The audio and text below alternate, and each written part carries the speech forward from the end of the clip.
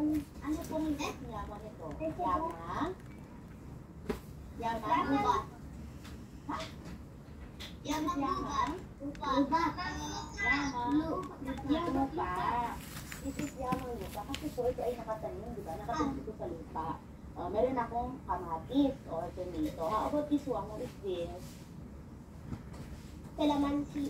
Okay, this is kalamansi. Anong ligas na yaman ito? Anong uri ng yamang? Okay, this is yamang lupa. Kasi nakatanim nito. How about this one? This is what? What's this? Rosy. Rosy. Sorry. What's this? Ano yun? Onion. Ito yan.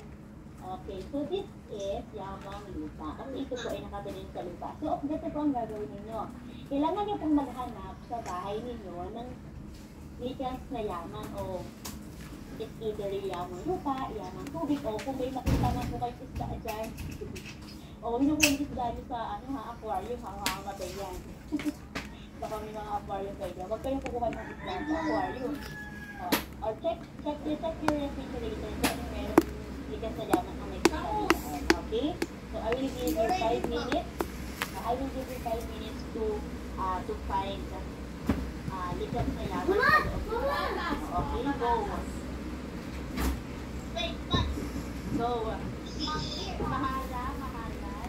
Yaman tubig. Ang yaman tubig is find under the pier,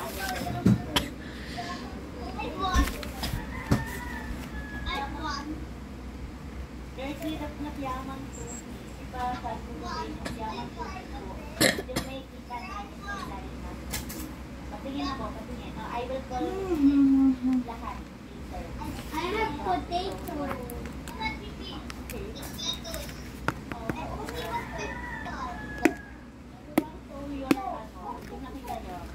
Let's have a picture. Show your eyes. I'm my feet. This is my feet. In the bowl. Yamang tubig.